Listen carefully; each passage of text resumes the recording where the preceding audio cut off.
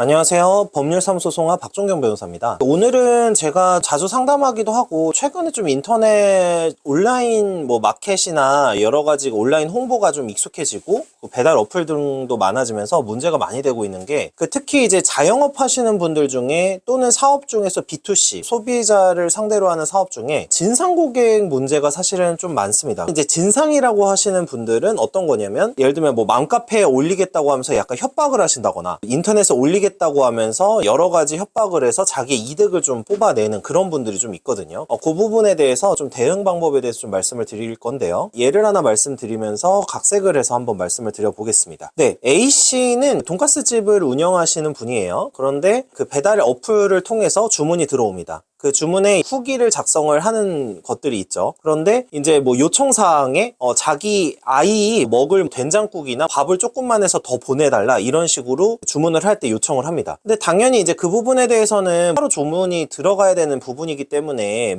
이거를 안 해준다고 해서 어떤 문제가 생기는 거나 그런 건 아니죠. 만약에 해준다고 하면 서비스이기 때문이죠. 그 이제 고객 같은 경우에는 이 경우에 어떻게 하냐면 이거를 안 보내준다 이렇게 전화를 해서 얘기를 하면 아니 이런 거 가지고 그러느냐 하면서 이제 나중에는 내가 맘카페나 어떤 커뮤니티 사이트에 올리겠다라고 하면서 여러 가지 협박을 하게 되는 겁니다. 그래서 이 경우나 여러 가지 다른 것들이 있는데요. 예를 들면 어떤 소비자가 핸드폰을 산다고 했어요. 그 핸드폰을 구입을 했는데 불만족스럽다거나 이래서 이제 인터넷에 나는 이거 핸드폰 이런 식으로 샀는데 너무 비싸게 샀다라든지 여러 가지 글을 올리겠다 이렇게 얘기를 하면서 이제 상대방 사업자를 압박을 해서 돈을 좀 더 뜯어낸다거나 아니면은 자기한테 조금 더 유리한 서비스를 이끌어낸다거나 이런 경우들이 생각보다 많습니다. 이런 케이스에서 그러면 어떻게 대응을 하느냐? 이제 첫 번째는 기본적으로 당연히 형사 고소나 이런 부분이 가능하실 거예요. 근데 이제 형사 고소에는 어떤 것들이 있냐면 가능한 것이 이제 업무방해라는 게 있습니다. 근데 이제 업무방해라는 거는 뭐냐면 여러 방법에 따라서 업무방해가 가능해요. 이 케이스에서는 업무방해를 할 때 이제 여러 가지 방법이 있어요. 첫 번째는 허위 사실을 유포할 때입니다. 허위 사실을 유포한다는 게 주로 어떤 거냐면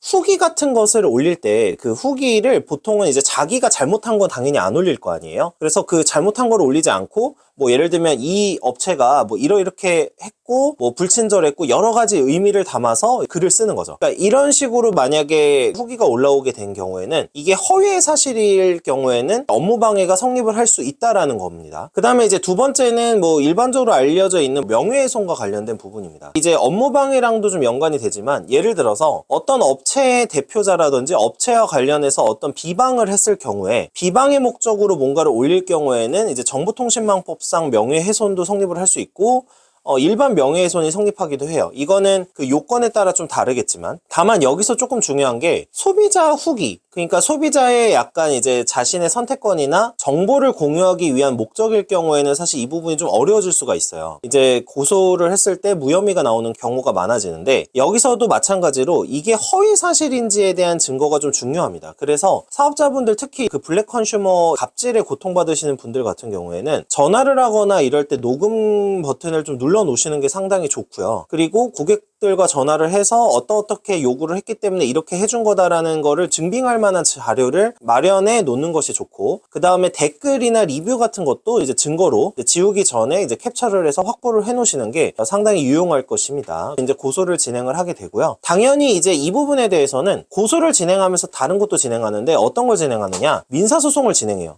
손해배상 소송이라고 하는데 사실 업체가 잘못된 리뷰 하나 올라가게 되면, 그리고 이게 거짓 리뷰가 하나 올라가게 되고 맘카페나 커뮤니티 등에 이제 잘못된 정보가 이제 노출이 되기 시작을 하면 굉장히 큰 문제가 발생을 해요. 왜냐하면 그 리뷰나 여러 가지 글을 보고서 전혀 주문을 안 한다거나 소비자들이 이거를 불만 삼아서 이제 불매 운동을 한다거나 이렇게 될 수가 있거든요. 이 경우에는 이제 정확하게 손해액을 산정하기는 좀 어려운 경우가 많지만 손해배상 소송을 제기를 해서 상대방 그 올린 사람들한테 기본적으로 이제 손해를 배상해라 이런 식으로 구조가 가게 됩니다. 그래서 이 부분에 대해서는 꼭 알고 계셨으면 좋겠고, 손해배상 소송을 했을 때는 그 피해액에 대한 산정이 쉽지 않아요. 그래서 예를 들면 매출액이라던가 여러 가지를 보게 되고, 그런 것을 봤을 때도 산정하기 어려운 경우에는 법원에서 이제 손해 손해를 산정하기 어려운 경우에 해당한다고 해서 적정 금액을 그냥 판단을 하게 되거든요. 이런 케이스에서 많이 수행도 했었고 여러 가지 사안을 진행을 했었는데 이런 부분을 감안하셔서 좀 대응을 하셨으면 좋겠습니다. 사실 일방적으로 계속해서 갑질에 응한다고 해서 이 가게가 꼭 잘 되는 건 아니에요. 물론 대부분의 분들이 또 악소문이 퍼질까봐 걱정하시는 부분들이 있는 걸 당연히 알고 있지.